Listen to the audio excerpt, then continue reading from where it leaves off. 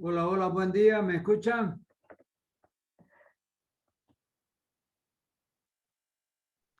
Buen día, doctor. Sí, se escucha. ¿Se escucha? No, hay poca gente todavía. Eh, bueno, con ustedes ya di dos clases, ¿no? Di la primera que era medio interno, la segunda que era transporte de membrana y ahora toca la tercera. ¿Estoy cierto? Sí, doctor. Sí, Perfecto, perfecto. Entonces, hoy día nos tocaría la parte de circulatorio, que es el tercer tema. Y ustedes han visto de que yo les decía de que caen muchas preguntas en estas partes, en estos temas así de orden genérico, ¿no? Que son los principios básicos de la fisiología, como es el transporte de membrana, como es la parte de medio interno, y ahora vamos a ver también la microcirculación, que es vital para el funcionamiento del organismo. Muy bien, entonces en ese entendido vamos a poner el juego de diapositivas aquí para comenzar la clase con la parte de circulatorio.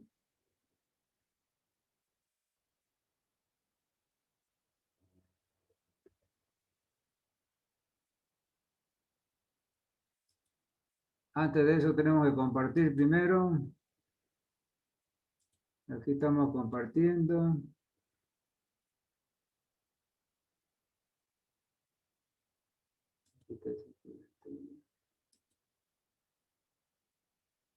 Muy bien, perfecto. Ahora vamos a ampliar esto.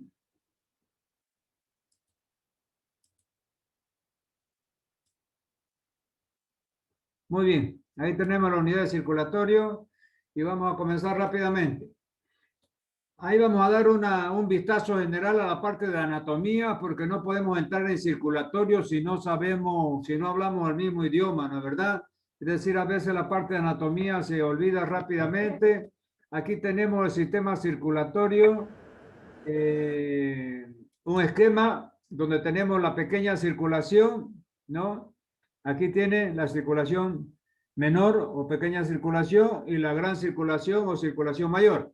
Ya saben ustedes que la pequeña circulación es la que va del corazón a los pulmones, a oxigenar la sangre y después vuelve al corazón. Y la gran circulación sale del ventrículo izquierdo, va a toda la parte periférica, vuelve por el sistema venoso hasta la aurícula derecha y esa es la que va a nutrir todo el sistema periférico de los millones de células que tenemos. Muy bien. Entonces, ahí ya tenemos a grandes rasgos lo que es la pequeña circulación y la gran circulación, ¿la verdad?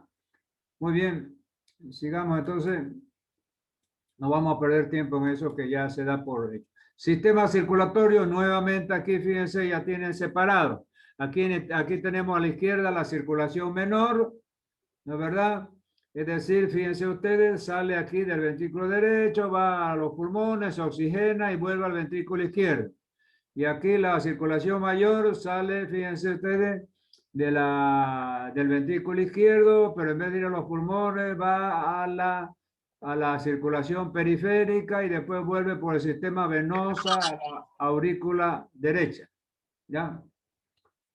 Muy bien. Sigamos. Aquí tenemos algunos conceptos también anatómicos, qué es arteria y qué es arteriola.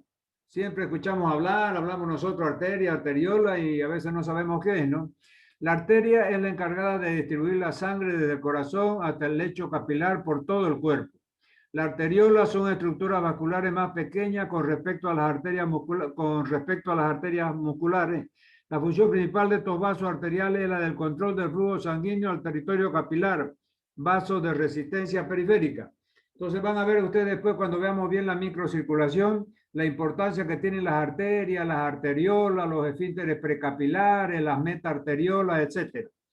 Aquí en este esquemita estamos viendo, es decir, acá arriba, síganme el cursor aquí, el apuntador, esta roja de arriba ya dice arteria y esta azul de abajo es una vena.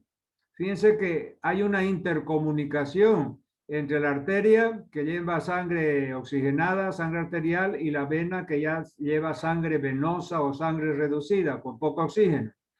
Pero esa intercomunicación hay, aquí están los capilares. Fíjense, entre ambas, entre la arteria y la vena, están los capilares. Y los capilares tienen un extremo arterial y tienen un extremo venoso. Y ahí entre medio los capilares, porque los capilares circulan entre medio del espacio intersticial, entre medio de la célula. Y ahí es que se va a producir el intercambio entre el capilar, o sea, la sangre que viene por los capilares, y el líquido intersticial donde están sumergidas las células, y después vamos a ver toda esa, es decir, toda esa dinámica de intercambio de nutrientes entre la luz del capilar y la parte intersticial de la célula. Muy bien, sigamos. Aquí las partes funcionales de la circulación, nuevamente dando un pantallazo. ¿Qué son capilares? ¿Cuántos tipos de capilares hay? Fíjense que capilares son vasos más pequeños de paredes muy delgadas. Su luz no puede ser mayor de 7 micrones. Los glóbulos rojos pasan como tampones o émbolos por el lumen de estos capilares, de estos pequeños vasos. ¿Qué quiere decir? Si nosotros miramos al microscopio, un capilar van a ser que es tan finito que tiene solamente 7 micras de diámetro o micrones. Y los glóbulos rojos, fíjense que tienen a veces hasta 7,8 micrones. Entonces pasan bien apretaditos, como en fila india, pasan por esos túbulos tan finos que son los capilares. ¿Y cuántos tipos de capilares hay? Fíjense que hay 3 tipos de capilares. Están los capilares continuos, los capilares fenestrados y los capilares discontinuos o sinusoidales. Los capilares continuos, fíjense, son los vasos donde el endotelio no tiene solución de continuidad, no tiene poro el endotelio, por eso son continuos. O sea, la membrana que limita el capilar es continua, no tiene, es decir, intermitencia, llamados poros, por ejemplo, no tiene, esos son los continuos. ¿Y dónde se ubican? Se ubican en los músculos, en los tejidos, en el tejido nervioso y en el tejido conjuntivo. Ahora, ¿cuáles son los fenestrados? Los fenestrados son los que tienen discontinuidad tipo poro. Fíjense aquí. En estos capilares encontramos verdaderos poros, aberturas o fenestraciones. Los encontramos en las glándulas endocrinas, en los sitios de absorción de líquidos y metabolitos, tales como vesícula biliar y tubo digestivo. Entonces, ¿dónde están estos capilares fenestrados? En el tubo digestivo, en la vesícula biliar y en las glándulas. ¿Y cuál es la característica de estos capilares fenestrados? Es que tienen poros, que son soluciones de continuidad en el endotelio de estos capilares. Y por último, en amarillo, fíjense, están los capilares sinusoidales o sinusoides que nosotros. Ustedes se recuerdan de anatomía, hay sinusoides hepáticos, hay sinusoides esplénicos. Entonces, eso es un tipo de capilares mucho más ancho. Lo encontramos en los sinusoides del hígado, médula ósea y vaso. Entonces ahí fíjense que ya tenemos un pantallazo y ya nadie nos las charla de qué son los capilares y cuántos tipos de capilares hay. Repasando, los capilares son formaciones filiformes de 7 micrones de diámetro por el cual circula la sangre. Esos capilares pueden ser de 3 tipos. Continuo, no hay solución de continuidad en su endotelio y se ubica en los músculos, tejido nervioso y tejido conjuntivo. Los fenestrados, donde hay poros, hay soluciones de continuidad y se encuentran en las glándulas, en la vesícula biliar y en el tubo digestivo. Y hay los capilares sinusoidales que están en el vaso, en el hígado y en la médula ósea, ¿ya? Que son más anchos y contienen más sangre. Muy bien, sigamos entonces. Aquí tenemos partes funcionales de la circulación. Ya habíamos visto lo que era arteria y lo que era vena. Ahora vamos a ver lo que son las vénulas y las venas nuevamente. Vénula, su estructura es similar a la de un capilar. A ese nivel sigue existiendo un gran intercambio de metabolitos entre los tejidos y la sangre. La vena tiene una función meramente del sistema colector de baja presión, siendo su objetivo el retorno de la sangre de la red capilar hacia el corazón y el flujo sanguíneo. Muy bien. Entonces, lo que tenemos que saber así rápidamente, importante de la vena, es que son las que recogen de la periferia y traen hacia la bomba central, que es el corazón, la sangre ya reducida. O sea, la sangre arterial sale del ventrículo izquierdo completamente, ya vamos a ver el poder de saturación y todo eso cuando veamos sangre, sale completamente saturada de oxígeno esa sangre arterial.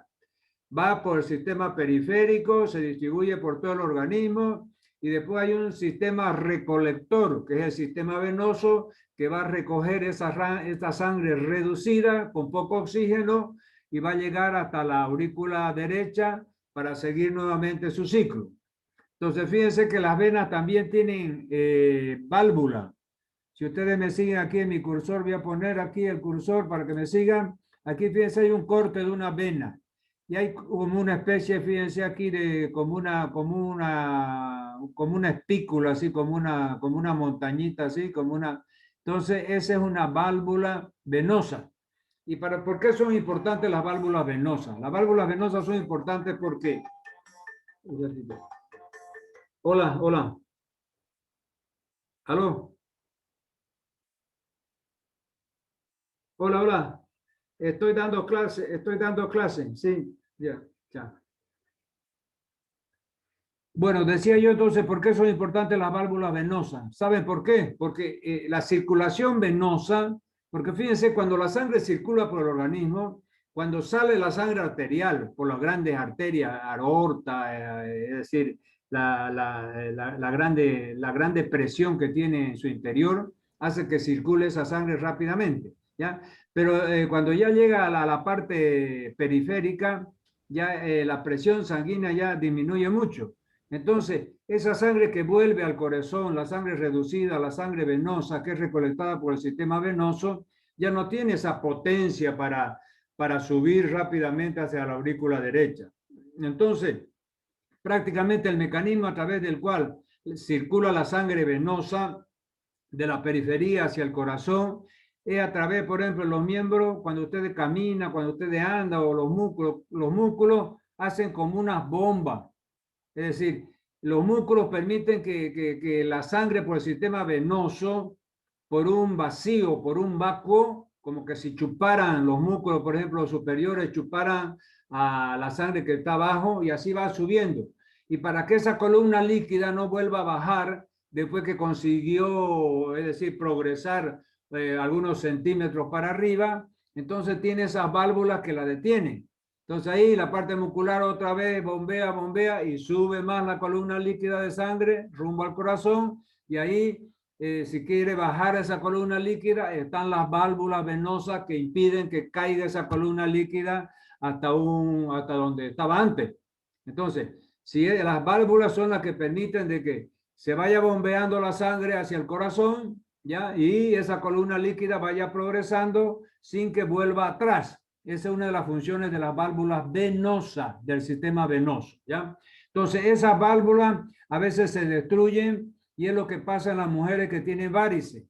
Es decir, las mujeres que tienen varices, esas válvulas venosas se tornan insuficientes. Entonces, ¿qué va a pasar? A esas mujeres comienza a salir esa varicosidad en la pierna, comienza a hinchársele la pierna, a tener dolores para caminar. Bueno, ya ese es el síndrome varicoso. Fíjense que entonces es una falla con destrucción de las válvulas venosas. Ok, sigamos entonces. A ver, vamos a dejar este y vamos a seguir. Sistema linfático. Nuevamente, el sistema linfático, fíjense que a veces es poco conocido, poco nos acordamos del famoso sistema linfático y es importantísimo. Y fíjense, el sistema linfático es la estructura anatómica que transporta la linfa unidireccionalmente hacia el corazón y es parte del aparato circulatorio. En el ser humano está compuesto por los vasos linfáticos, los ganglios, los órganos linfáticos, el vaso, el timo, los tejidos linfáticos como amígdala, placas de Peyer, médula ósea y la linfa. Entonces, fíjense que todos los órganos que componen el sistema linfático, fíjense que el sistema linfático es todo un sistema circulatorio, pero en vez de circular sangre o venosa o arterial, no circula sangre, circula otro líquido de color lechoso que es la linfa, pues de ahí viene su nombre, sistema linfático. Y si ustedes se acuerdan de anatomía, ese sistema linfático desembocaba en el conducto torácico y la gran vena linfática y que iba a desembocar allá en la parte de la circulación general. ¿Y cuáles son los órganos que componen el sistema linfático? Son los vasos linfáticos, los ganglios linfáticos, el vaso, el timo, la glándula de Peyer en el intestino, y todo eso hace que las amígdalas, todos esos órganos son componentes del sistema linfático. Eso es anatomía pura, ustedes ya también deberían de saberla. Sin embargo, yo les doy un pantallazo para que nuevamente ustedes tengan en su mente esas estructuras que son importantes para entender la fisiología. Entonces, fíjense que aquí en esta figura se enumeran los órganos linfáticos: amígdala, timo, vaso, ganglios linfáticos, nódulos linfáticos, que es lo mismo, y los vasos linfáticos. Entonces, esas 5 estructuras, y aquí faltan las placas de Peyer también. Son 6 las estructuras que componen el sistema linfático.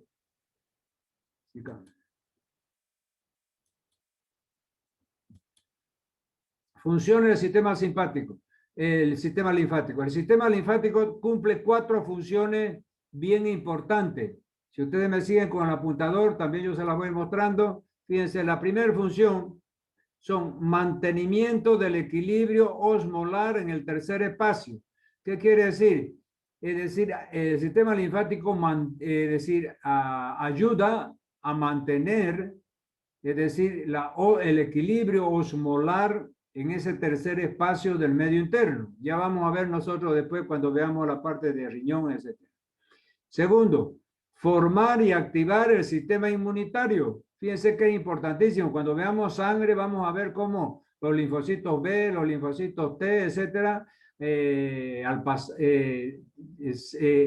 están un tiempo en el sistema linfático para volverse células matadoras, células que enfrentan al enemigo que invade el sistema, el cuerpo, ¿no? Entonces, forman parte del sistema inmunitario. Tercero, recolectar el kilo a partir del contenido intestinal que tiene un elevado contenido de grasa. ¿Qué es el kilo?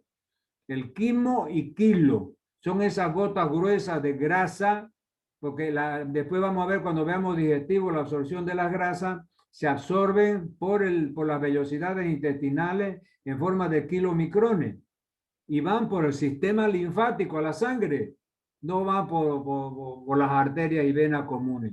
Es decir, van por el sistema linfático. Esa es la tercera función del sistema linfático. Entonces, recolectar el kilo para contenido intestinal que tiene un elevado contenido de grasa. Y cuarto y último, controlar la concentración de proteínas en el intersticio.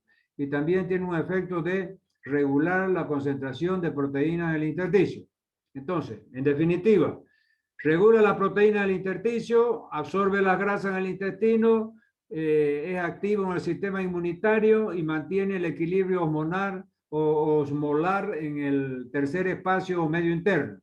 Esas serían básicamente las 4 funciones del sistema linfático. Sigamos. Todo esto es anatomía.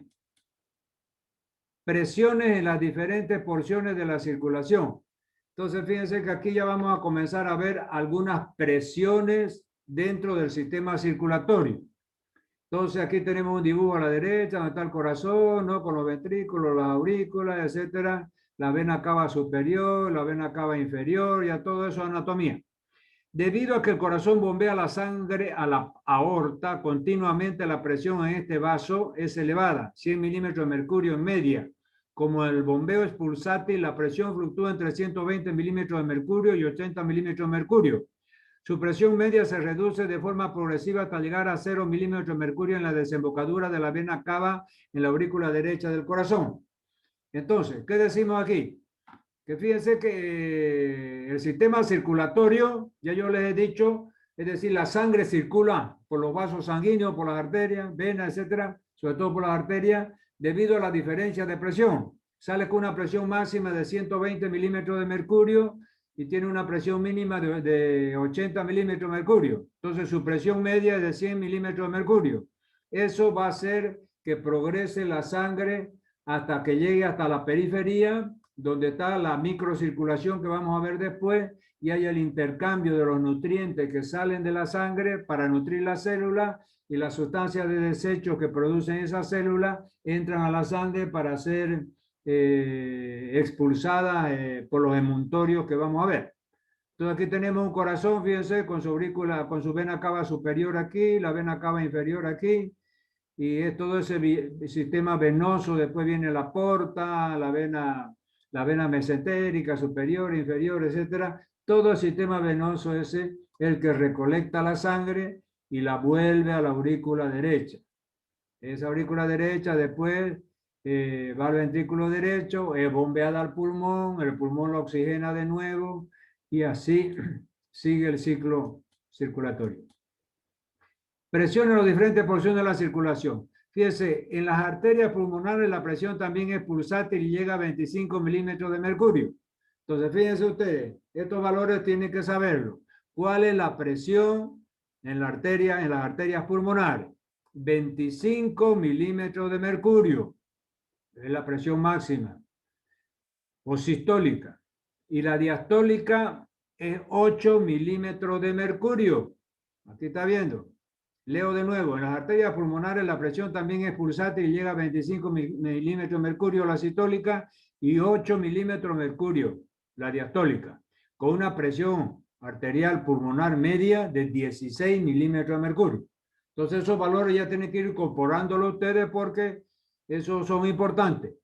Yo le pregunto, ¿cuál es la presión de las arterias pulmonares? 25 milímetros de mercurio de máxima, 8 milímetros de mercurio de mínima, y la presión media es 16 milímetros de mercurio. Sigamos. Entonces acá vamos a llegar ya a la microcirculación, que es la parte, como les digo, es decir, la parte central del proceso vital de la célula. Entonces, fíjense, la microcirculación es el transporte de nutrientes hacia los tejidos y eliminación de los restos celulares y sustancias de desecho celular, lo que yo le acababa de decir. Las arteriolas se encargan de controlar el flujo sanguíneo hacia cada territorio tisular. Las paredes de los capilares son muy finas, constituidas por una capa de células endoteliales muy permeables, por lo que el agua, los nutrientes de la célula y los restos celulares pueden intercambiarse con rapidez y fácilmente entre los tejidos y la sangre circulante.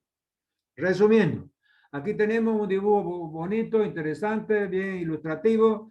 Aquí fíjense, hay un corte donde se ve, fíjense, aquí está un capilar, ¿ya? Esto que le estoy mostrando con mi apuntador es el capilar. Fíjense que hay el extremo arterial del capilar, ¿ya? Y el extremo venoso del capilar. Aquí está. Este es el extremo arterial del capilar y este es el extremo venoso del capilar. Fíjense que y acá lo en azul es el líquido extracelular, donde están sumergidas todas las células. Entonces, ¿cuál es el sentido y la función de la microcirculación?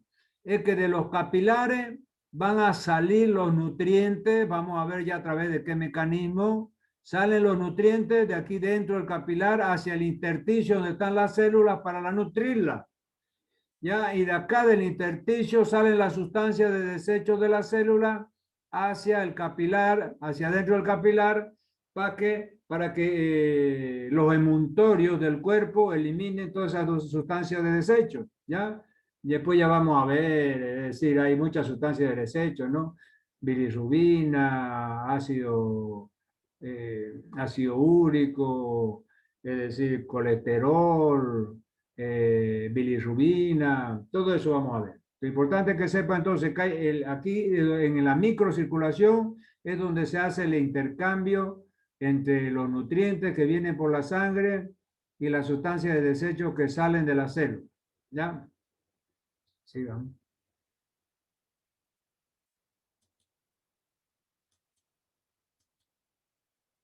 Flujo de sangre en los capilares. Aquí nuevamente es lo mismo. Fíjense, pone también, aquí está un capilar, aquí está el extremo venoso y aquí está el extremo arterial. La sangre no fluye continuamente a través de los capilares, sino que fluye de manera intermitente, apareciendo y desapareciendo cada pocos segundos o minutos. La causa de esta intermitencia es el fenómeno conocido como vasomotilidad. Entonces, fíjense, aquí es importante para que ustedes incorporen a su léxico, o sea, incorporen el léxico, quiere decir a su lenguaje, quiere decir el léxico, para que ustedes incorporen al léxico este término llamado vasomotilidad. ¿Y qué es la vasomotilidad? Es lo que les acabo de leer. ¿Qué quiere decir? las arterias, las arteriolas y las metaarteriolas, es decir, tiene las metaarteriolas tienen unos esfínteres precapilares que se llaman, que se abren y se cierran en forma intermitente. Entonces, cuando el tejido va a necesitar sangre, esos esfínteres precapilares se abren y llega sangre. Cuando el tejido no necesita sangre, esos esfínteres precapilares se cierran. Entonces, por eso es que el flujo de sangre en los capilares, en la microcirculación, es intermitente. Y esa intermitencia del flujo se debe a la vasomotilidad del sistema arterial. Le leo el otro párrafo. El factor más importante encontrado hasta la fecha que afecta el grado de apertura y cierre de las metaarteriolas y de los esfínteres precapilares es la concentración de oxígeno. Cuando la utilización del oxígeno es mayor, se activan los periodos intermitentes de flujo sanguíneo capilar más a menudo y la duración de cada periodo de flujo es mayor, con lo que se permite que la sangre capilar transporte mayores cantidades de oxígeno y de otros nutrientes hacia los tejidos. Exactamente lo que yo les he dicho. Les decía que esos esfínteres precapilares, su función es, se abren cuando el tejido necesita oxígeno, se abren para que entre más sangre con oxígeno y nutran esas células. Cuando esos tejidos no necesitan mucha sangre, esos esfínteres precapilares se cierran, entonces entra menos sangre, menos oxígeno, y de esa forma se regula el flujo de sangre a nivel capilar. Sigamos. Aquí, estructura del intersticio. Entonces vamos a ver ahora los elementos que componen ese llamado intersticio o tejido intersticial. Fíjense que nosotros cuando vimos medio interno, habíamos dicho, el medio interno, es decir, que es el líquido extracelular que baña las células. Entonces tenemos el líquido extracelular, tenemos el líquido intracelular.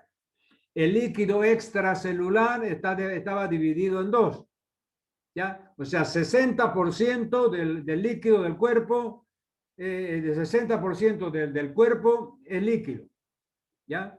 Y está distribuido de la siguiente forma.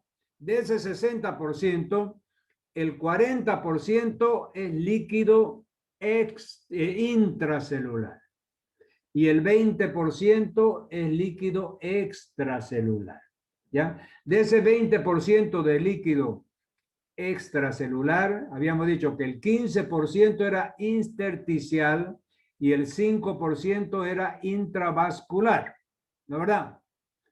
Entonces, este intersticio nos estamos refiriendo al líquido extracelular o líquido intersticial también que se llama, que es el 40% y es donde están sumergidas las células. Entonces, tiene dos estructuras sólidas. O sea, el chasis, la estructura, pues llamémosle la estructura del auto es el chasis. Aquí la estructura del intersticio son dos elementos, la fibra de colágeno y los filamentos de proteoglucano. Esto es importante. Entonces, las fibras de colágeno se extienden a grandes distancias en el intersticio, son fuertes y proporcionan la mayor parte de la fuerza tensional de los tejidos, ¿ya? Y los filamentos de proteoglucano 2 son moléculas helicoidales finas compuestas 98% por ácido hialurónico y 2% por proteína. Entonces, yo le llevo a preguntar qué son los filamentos de proteoglucano, me tienen que decir, están formados por 98% de ácido hialurónico y 2% de proteína. ¿Y qué son los proteoglucanos? Es un componente sólido del intersticio celular. Recapitulamos entonces. La estructura del intersticio. El intersticio o líquido intersticial, donde decimos, tiene una estructura sólida que son las fibras de colágeno. Además, la fibra o filamento de proteoglucano. ¿Qué es el proteoglucano? Son moléculas helicoidales compuestas 98% de ácido hialurónico y 2% de proteína, ¿ya? Entonces, esos son los filamentos de proteoglucano. Sigamos.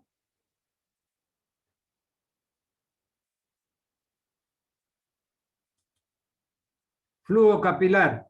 Por aquí fíjense que nosotros en esta pantalla que está puro letra, en esta diapositiva que está puro letra, ya es algo que nosotros hemos visto en la anterior clase. O sea, aquí están, fíjense, tres elementos del transporte de membrana.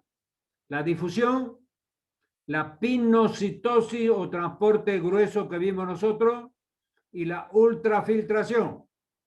¿Se recuerda, no? Cuando vimos el sistema de transporte pasivo, vimos difusión, ¿ya? Que había difusión simple, difusión facilitada. Vimos la ultrafiltración, ¿no es verdad?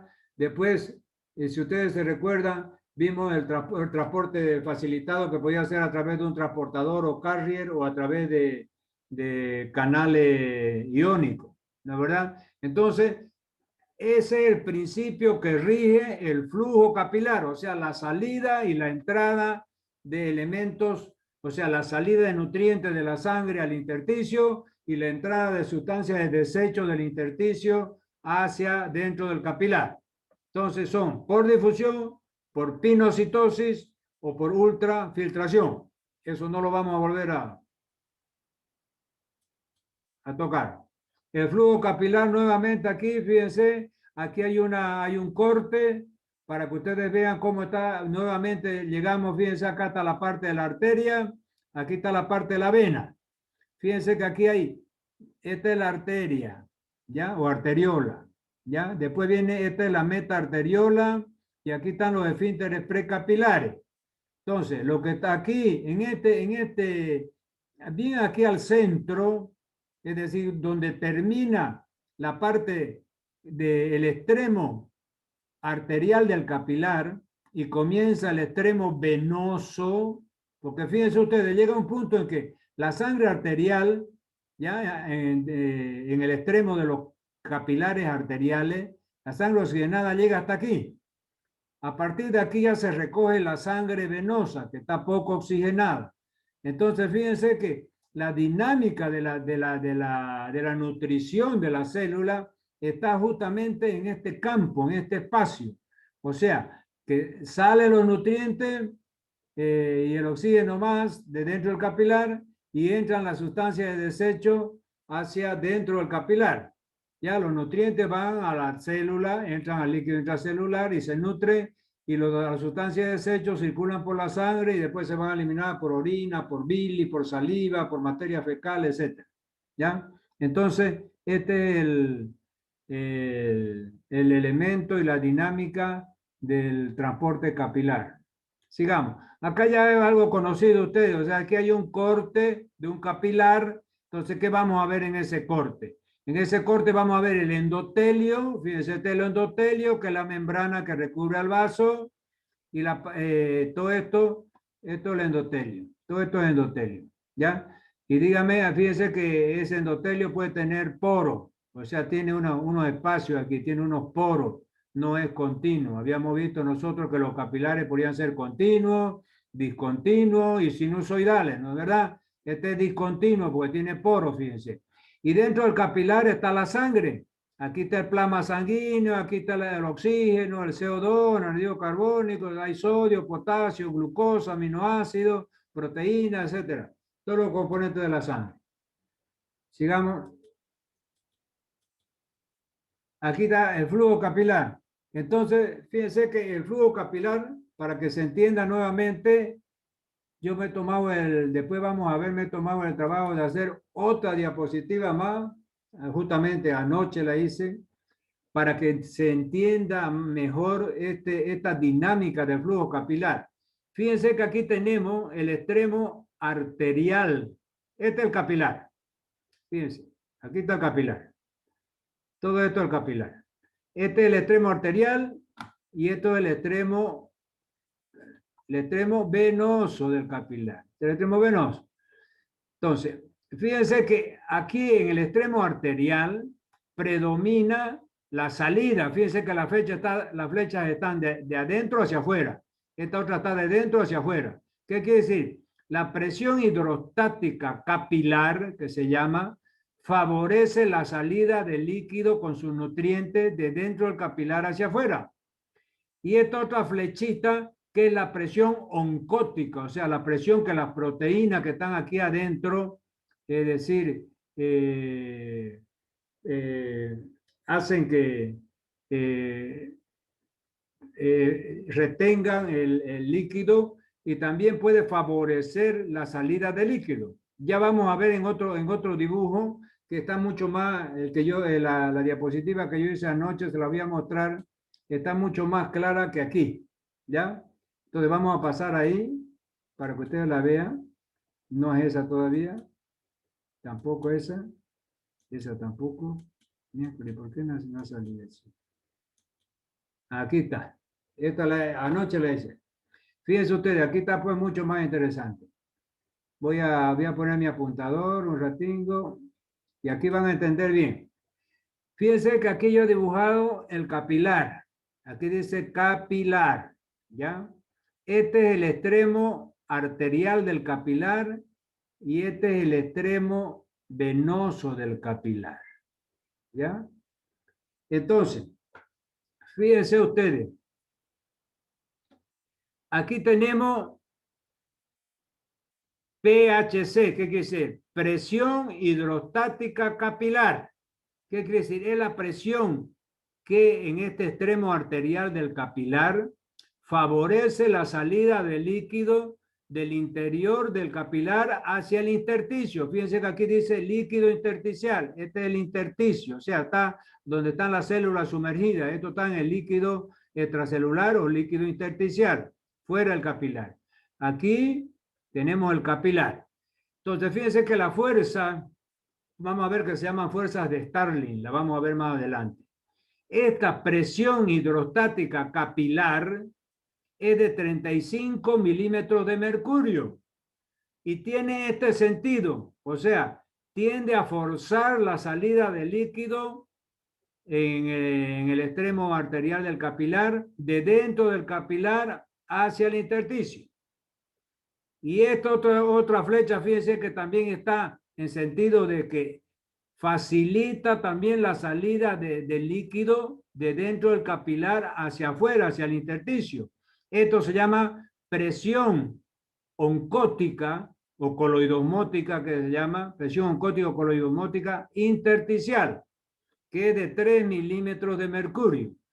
Entonces, fíjense, estas dos fuerzas facilitan o ayudan a que salga el líquido de dentro del capilar hacia el intersticio. La presión hidrostática capilar y la presión oncótica o coloidosmótica del intersticio. Y si usted suma las dos, 35 más 3, va a dar 38 milímetros de mercurio. Entonces, fíjense que la presión de 38 milímetros de mercurio es una presión que está favoreciendo la salida del líquido de dentro del capilar. Ahora vamos a ver estas otras dos presiones. Aquí tenemos, fíjense que tienen sentido contrario, que facilitan la entrada del líquido de desecho del líquido intersticial hacia adentro del capilar, del líquido intersticial hacia adentro del capilar. ¿Y cuáles son esas otras dos fuerzas? Presión hidrostática intersticial. Esta de aquí era presión hidrostática capilar, de dentro del capilar. Esta es la misma presión, o sea, el mismo tipo de presión hidrostática también se llama, pero intersticial, o sea, la presión que está aquí dentro del intersticio, ¿ya? ¿Ya? Y entonces esta es presión oncótica capilar, o sea, las proteínas que están aquí adentro succionan, hacen como una succión y no dejan que salga el líquido. Y al succionar, a producir un vacío como un vacuo, va a favorecer que entre la sustancia de desecho para ser eliminada, ¿ya? Entonces, que por eso es que decimos de que, fíjese, de estos 35 más 3 son 38 milímetros de mercurio. Y acá tenemos solamente esta presión de 28 milímetros de mercurio, que es la que favorece la entrada. Entonces, por eso es que en el extremo arterial del capilar, las fuerzas que predominan son las de salida, de favorecer la salida del líquido de dentro del capilar hacia afuera, ¿ya?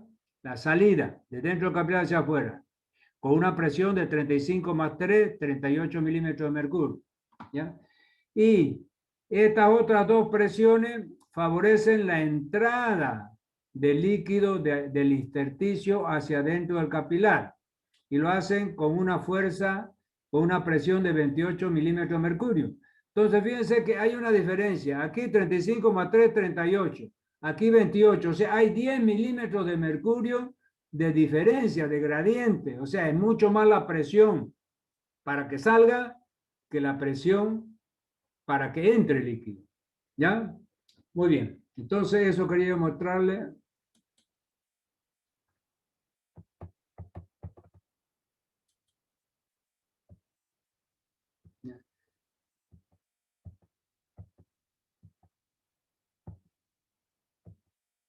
Muy bien, entonces acá estábamos en ese flujo capilar.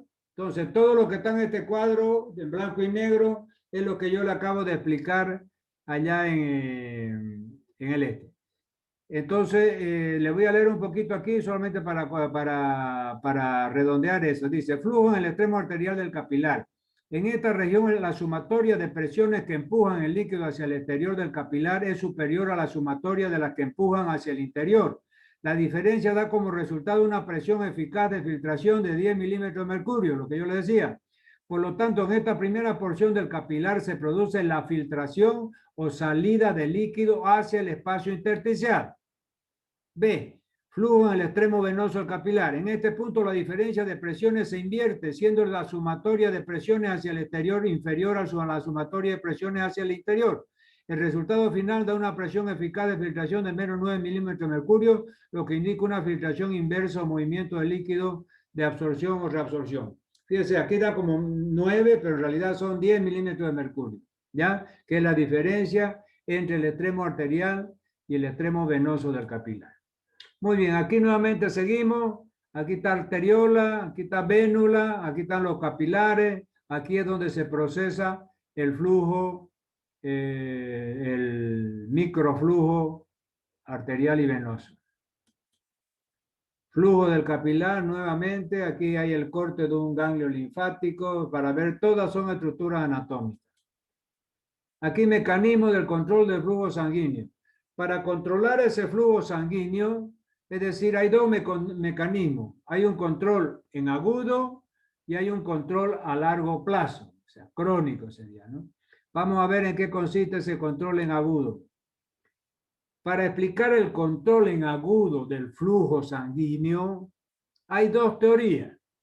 Hay una teoría vasodilatadora que se llama teoría de los vasodilatadores y hay otra teoría que se llama de la demanda de oxígeno. ¿Ya? Entonces, yo le voy a explicar. ¿Qué dice la primera teoría? La primera teoría dice lo siguiente. Cuando un tejido está ávido de oxígeno, o sea, le está faltando oxígeno y necesita oxígeno, como yo le decía, ¿ya? Va a producir una sustancia vasodilatadora, ¿ya? Cuyo nombre vamos a ver después cómo se llama, para no ir complicándoles mucho, ¿ya? Lo importante es que sepan, existen dos teorías, la teoría vasodilatadora y la teoría de demanda de oxígeno. Cuando el tejido está ávido de oxígeno, le falta oxígeno, no tiene mucha oxigenación, entonces se va a producir una sustancia, ¿ya? Llamado adenosina. Y esa sustancia va a producir vasodilatación de los vasos, o sea, va a hacer que se dilaten los vasos sanguíneos y por lo tanto llegue más oxígeno a ese tejido. Entonces, esa es la teoría vasodilatadora. Después hay otra teoría que dice, no, no, señor, eso de la adenosina, que producir adenosina es charlita de pastillero. Eso no es la teoría correcta. La teoría correcta es esta otra, y es la teoría de la demanda de oxígeno. O sea, que el hecho del tejido demandar oxígeno, necesitar oxígeno, ¿ya? Es suficiente para que los esfínteres precapilares se dilaten y entre más oxígeno, como habíamos dicho, pero no que se produzca esa sustancia adenosina, sino que solamente la sola falta de oxígeno ya hace que se libere, los esfínteres precapilares se dilaten, pero sin intermediación de otra sustancia como la adenosina que habíamos visto en el anterior. ¿Ya? Entonces, esas son las dos teorías vasodilatadoras. Entonces, vamos a ver. La teoría de los vasodilatadores o la regulación del flujo sanguíneo posible, papel especial de la adenosina.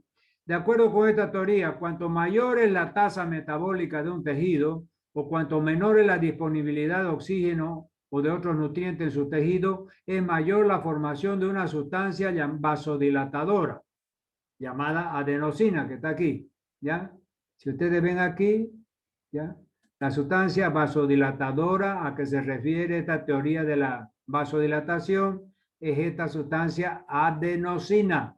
Por eso dice aquí, teoría de los vasodilatadores sobre la regulación del flujo sanguíneo local, posible papel especial de la adenosina. Entonces, en la teoría vasodilatadora, es decir, los que están a favor de esa teoría dicen que cuando falta oxígeno, se produce esta sustancia en los tejidos llamada adenosina, que produce vasodilatación y llegada de más sangre a los tejidos. Ahora vamos a ver qué dice la otra teoría. Acá dice, regulación de flujo sanguíneo local cuando varía la disponibilidad de oxígeno. Uno de los nutrientes más necesarios es el oxígeno. Siempre que disminuye la disponibilidad de oxígeno para los tejidos, como es el caso de la grande altura, la neumonía, la intoxicación por monóxido de carbono. Entonces, ahí hemos visto que hay la regulación del oxígeno en esa teoría vasodilatadora. Son las dos teorías. Se produce vasodilatación por la adenosina. Y en la otra hay una vasodilatación por un mecanismo normal a través de los esfínteres precapilares, etc. Ahora fíjense, aquí dice equilibrio de Starling. Fíjense, ustedes tienen que conocer, eso toma el examen, yo lo tomo, es importante. Existen 4 fuerzas de Starling, que ya le hemos visto en el dibujito que yo les mostré, ¿ya? La primera fuerza es la presión hidrostática capilar, que yo les había mostrado en mi dibujito. A ver, se lo voy a... Otra vez, aquí dice presión hidrostática capilar. Fíjense ustedes, a ver, con mi apuntador. Aquí, fíjense aquí el apuntador. PHC, presión hidrostática capilar. A esa es la que nos estamos refiriendo. Fíjense, 35 milímetros de mercurio. Vamos a ver.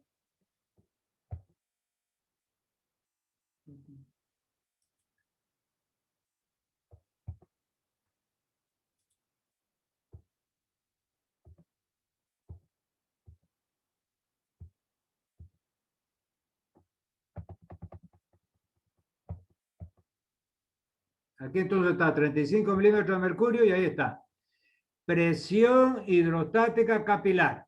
Cuando la sangre llega al extremo arterial del capilar, la presión hidrostática o arterial es de 35 milímetros de mercurio. Y como el capilar también ofrece cierta resistencia al flujo, la presión sigue descendiendo y en el extremo venoso del mismo la presión ha caído a 16 milímetros de mercurio. Entonces lo que ustedes tienen que saber es que la presión hidrostática capilar, fíjense, es de 35 milímetros de mercurio en el extremo arterial. En el extremo venoso llega ya hasta 16. ¿Ya? Hasta 16. Pero lo más importante es esta del extremo arterial. 35 que está allá en el otro dibujo que le muestro. Después viene presión hidrostática intersticial. Es la presión que ejerce el líquido intersticial. Su medida es compleja y se asume que su valor es 0. Fíjense, presión hidrostática intersticial 0. Vamos a ver a nuestro dibujito. Aquí está. Presión hidrostática intersticial. Fíjense, le voy a poner mi apuntador aquí. Aquí está, fíjense. Está en rojo aquí. PHI, presión hidrostática intersticial igual 0. Entonces, fíjense que coincide. Ahora vamos a ver la otra.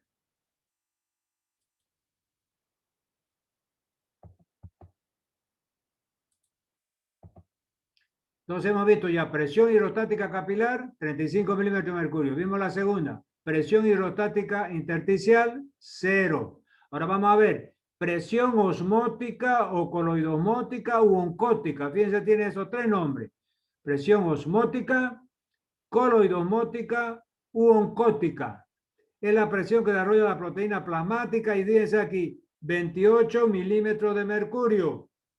Vamos a ver si es cierto. Presión osmótica o coloidosmótica, que es lo mismo.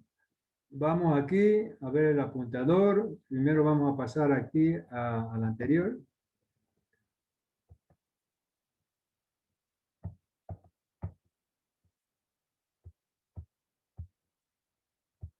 Aquí está.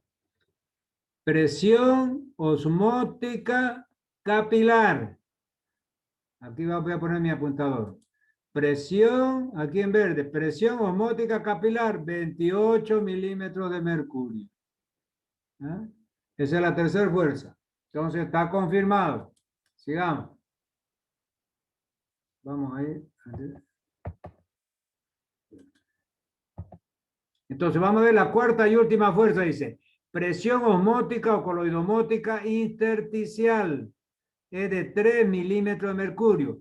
Presión osmótica o coloidosmótica intersticial, 3 milímetros de mercurio. Vamos a ver. Aquí está.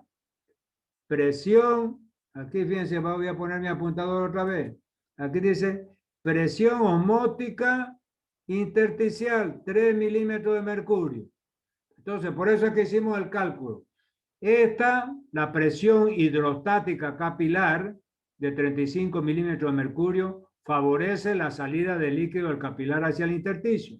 Esta otra, la presión osmótica del intersticio, también tiene a favorecer la salida del líquido porque chupa, ¿ya?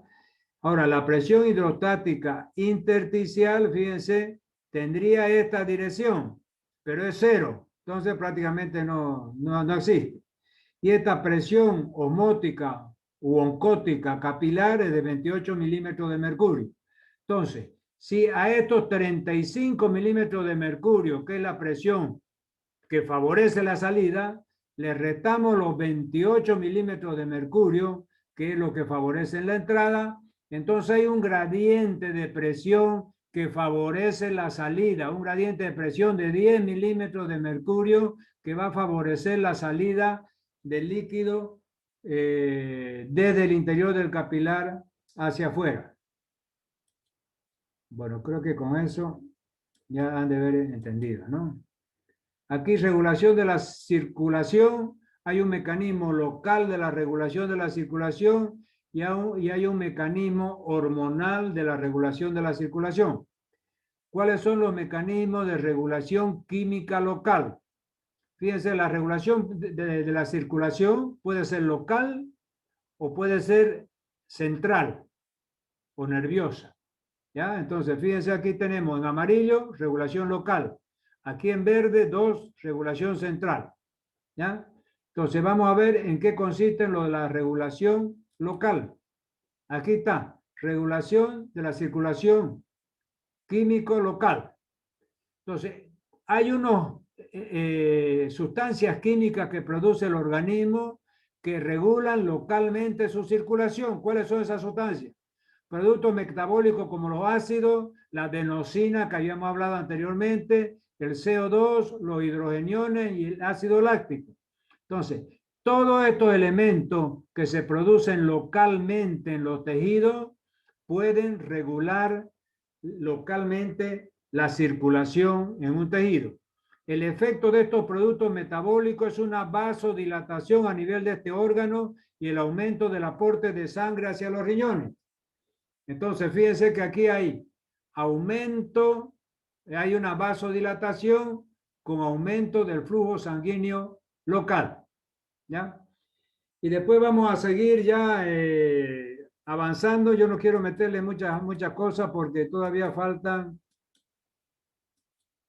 bastante y se puede aturdir, ¿ya? Entonces vamos hasta ahí vamos a compartir alguna duda, alguna preguntita. Yo voy a poner el chat también para que puedan hacer.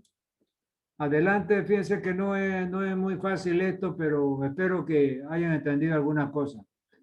Los escucho, adelante. ¿Entendieron la fuerza de Starling? Sí, doctor, más que entendió, más o menos.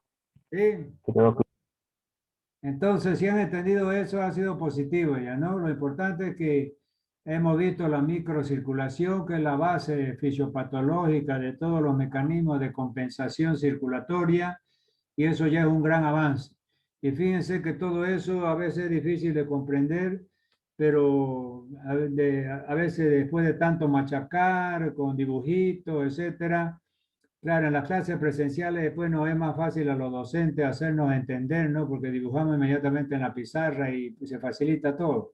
Pero haciendo malabarismo con diapositivas a mano, que yo las he hecho, etcétera, entonces también puede sacarse adelante esos conocimientos.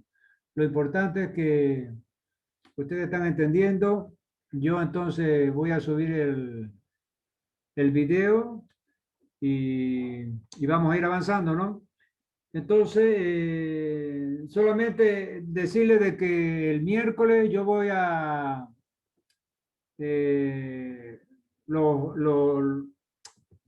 los auxiliares van a agarrar su grupo y ya a partir de la otra semana vamos a comenzar con las clases prácticas, ¿ya? Y yo he hecho aquí porque sacado ¿cómo se llama? Del cuadro del cuadro de la dirección, o sea, el maestro de oferta, los horarios de las clases prácticas, a ver, tomen nota, a ver pues, si coincide con el que yo tengo aquí ya, por favor. Los grupos, a ver, el grupo D1, el grupo D1 tiene de 15 y 15 a 16 y 45.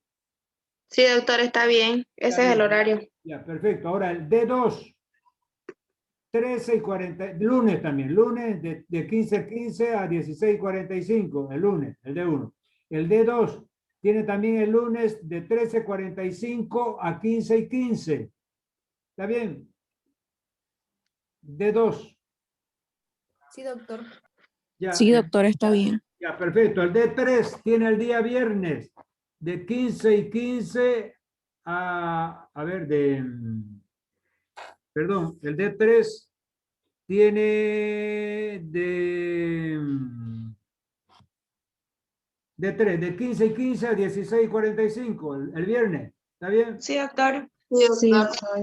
Ya, ahora los grupos F. F1 tiene el día jueves de 15 y 15 a 16 y 45.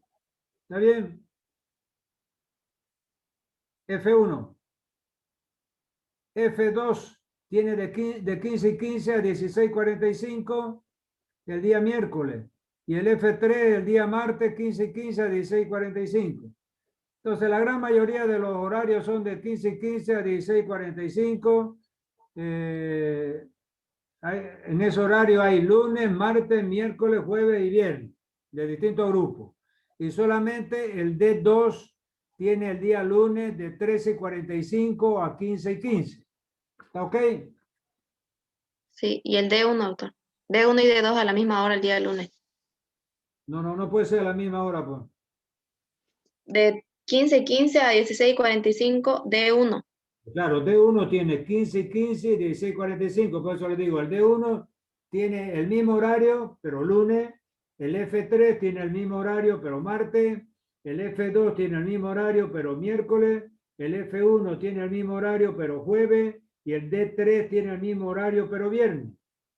El único horario diferente es el del D2, que es de 3, el día lunes, de 13:45 a 15:15. O sea que el D2, yo acabo de dar el D2 de 13:45 y 15:15 y ahí voy a dar el D1 de nuevo de 15:15 a 16:45, los días lunes. Sí, doctor. ¿Está bien? Sí. Muy bien, entonces ya vamos a combinar con los auxiliares, oiga. Porque lo que voy a hacer, como los auxiliares también tienen que trabajar, no van a estar sacándose las bolivianas ahí, ¿no es verdad? Entonces probablemente vamos a dividir ese tiempo. Entonces yo voy a comenzar dándole una clase teórica, el enfoque práctico que a mí me gusta, el enfoque clínico de la cosa, por ejemplo, pues, y eso es lo que generalmente se toma en el examen práctico, ¿no? O sea, ruidos cardíacos, qué son, cuál es el mecanismo de acción, qué son electrocardiogramas, cuáles son las derivaciones, qué es la espirometría, cuáles son los perfiles espirométricos, o sea, toda esa parte clínica, que es el enfoque clínico, porque lo que yo quiero No es que sepan cuántas gotitas, cuántas cositas, eso tienen que saberlo porque el programa lo pide. Lo que yo quiero es saber cómo puede interpretar un hemograma, para qué sirve el hemograma, cómo pueden interpretar una espirometría, cómo pueden interpretar un electrocardiograma, cómo pueden ocultar el corazón, todo eso, ¿ya? Entonces probablemente yo voy a dar la primera parte del horario práctico y después lo dejo ya con los auxiliares para que ustedes hagan la parte operativa, cuántas gotitas, cuánto tiempo en la centrifugadora, toda esa parte. ¿Está bien? Sí, doctor. Disculpe la pregunta, doctor, yo recién adicionado.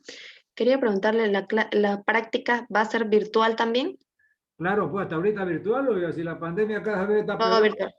O sea, por eso es que les Ya, digo, doctor, está bien. Gracias. no hay, mire, no hay ninguna orientación. Pues, creo que el director Ujú. está enfermo, no sé, no pasa nada. Va usted a esa dirección y salen los bultos ahí, no hay nadie. Cuando voy yo lo que digo es, abran la puerta, no puede estar con la puerta cerrada, tiene que ventilarse para que no, el coronavirus no entre ahí. Al lado está odontología con su puerta abierta. ¿Y cómo pues medicina si Sí. es un puñete, una oficininga, una oficinucha? Yo estoy cansado de decirlo, yo he sido 2 veces director de carrera, oiga, y me preocupo, pues, porque todo el mundo va a hacer algún trámite ahí y todo encerrado. Entonces yo le he dicho a los porteros, a todo eso, el director no estaba ese día, pero también le voy a decir, tienen que estar abiertas esas puertas para que se airee, se ventile. En los espacios cerrados, los aerosoles ahí del COVID, por eso es que todo el mundo se infecta. ¿Ah? Sí, doctor. Entonces, por eso le digo, no hay ninguna instrucción cómo va a ser la clase práctica, pero ya yo me estoy, qué sé yo, dando más o menos alguna idea para avanzar, ¿no? Porque el año pasado fue, pucha, fue un Dios nos acuda, ¿no? ¿Verdad? Sí, Entonces, doctor, de está esta bien. forma vamos a aprovechar Gracias. lo mejor posible el tiempo. Ahora, si después de aquí a unos meses, qué sé yo, ya se pueda por presencial, bueno, le metemos ya presencial, pues, ¿no? Ya, doctor, gracias. ¿Está ok? Sí. Ya, entonces, Doctor, otra cosa otra que, cosita que... ya, perdón, ya puede hablar, José David Sí, Dorado. sí, sí, sí, sí, doctor, yo tengo una cosa. En cuanto al video que usted subió, no vea la plataforma de la universidad, está en formato, creo que MKWB, que ese formato es muy difícil de leer en algunos teléfonos, digamos. Es un formato, el video. Ah, ya. No, ¿sabe qué? Que en esa época, primero, hacíamos, porque la plataforma no nos aceptaba videos muy pesados. Entonces teníamos que transformarlo, ¿no? Y había uno, yo me lo hacía transformar con algunos de los auxiliares, le decía, bueno, grábelo y transfórmelo. Y bueno, y sucedió esas cosas, ¿no? ¿Verdad? Pero ahora ya no, ya el mismo video de Zoom que realmente, y después también, después de unos 4 o 5 clases, tal vez un poco más, ya comenzamos ya el mismo video de Zoom, transformarlo y subirlo a la plataforma. Después ya no querían aceptar la plataforma video también muy pesado y yo lo estoy subiendo a un Drive. Bueno, pero ya el formato es de Zoom y no hay problema, ¿no? Pero de aquí en adelante voy a tener yo ese problema, les voy a subir nomás en este formato para que no tengan dificultad de abrirlo, ¿ya? ¿Está ok? Hasta que llegue, como le digo, porque va a haber un momento que también a partir de primero o segundo mes ya también comenzamos a subir los videos grabados en Zoom, ¿ya? Entonces, a tiempo me ha dicho para que yo de aquí comience a subir estos videos, que los grabo, los transformo y los subo. A ver qué dice. Doctor, en el chat están preguntando por los libros, dicen. Ah, ya eso es lo que le iba a decir yo. Ya yo he mandado a imprimir los libros, ya, porque son bastantes, entonces me lo han quedado de entregar el martes, a más tardar el miércoles, ¿sabe? Porque este fin de semana parece que iban a limpiar sus máquinas, impresoras, siempre tienen problemas estos impresores, ¿no? Pero como le digo, martes o miércoles a más tardar ya están todos esos textos y ya pueden, lo que lo van a adquirir, pueden ir a recogerlo allá del auxiliar donde lo encargaron, ¿ya? ¿Está bien? Doctor, buenos días. Una consultita. ¿Y cuánto sería el precio, el costo? Ya, el precio ya lo he repetido por enésima vez. Eso tienen que verlo ustedes, hablarlo con la auxiliar ahí, que es la encargada de llevar a imprimir y la encargada de todas esas cosas, ¿ya? Aquí hacemos solamente la parte de clase teórica y lo otro ya de la parte de texto, de esas cosas con ella, ¿ya? Tienen teléfono, hablen con ella y ella le va a informar, ¿ya? Ahí dice, se pueden descargar bien, tiene que ser descargado individualmente. Ahí dice, de Gislene Castro Jurado a todos, dice. Se puede descargar bien, tiene que ser descargado individualmente. Ah, eso es lo que yo le decía. Entonces, puede ser porque lo que pasa es que está el paquete ahí. ¿Ya? El primer video del tema 1 está, por ejemplo, medio interno. El segundo video dice transporte de membrana. El tercer video es este de circulatorio. Entonces, lógicamente, si usted lo abre individualmente, no tiene problema, porque yo estaba abriéndolo uno por uno para ver realmente la calidad de los videos y los abro y los puedo ver, escuchar tranquilamente. Entonces, yo quisiera que ustedes revisen bien eso, porque no es que no se puedan abrir, que tenga un sistema, es decir, metafórico ahí de la cuarta galaxia, no. Ahí está, los videos están ahí, tan individual, están en un mismo tema. Pues fíjense que todos los otros temas generalmente tienen, va a ver ustedes que a partir de un, no sé, tercer o cuarto tema, ya hay un solo tema y un solo video. Pero en esto que estamos comenzando recién nosotros, y es una cosa muy grande, muy extensa, es decir, todo medio interno, todo transporte de membrana, toda la parte de circulatorio, entonces lo hemos subdividido prácticamente en 3 videos. ¿Ya? Y este circulatorio tiene 2. Ahorita, por ejemplo, hemos avanzado la mitad del circulatorio. Es decir, todavía falta la otra mitad. Entonces, habrían 4 videos prácticamente en esta primera unidad académica del primer tema de fisiología. ¿Ya? Entonces, a ver, José David, pruebe a ver así, si abriéndolo individualmente mejora la cosa, si no me avisa para que veamos a ver cómo se hace. ¿Ya? ¿Está ok? Ok, doctor. Sí, sí, doctor. Sí, sí, entendí. Muy bien. ¿Otra preguntita ahí? Muy bien. Si no hay más preguntas, entonces un abrazo. Nos vemos la próxima clase. Cuídense, como les digo, máximo hasta el martes o hasta el miércoles van a estar los textos y la guía, ¿ya? Un abrazo. Gracias, Hasta doctor. luego. Hasta luego, doctor. Hasta luego, doctor. Chao, chao, suerte.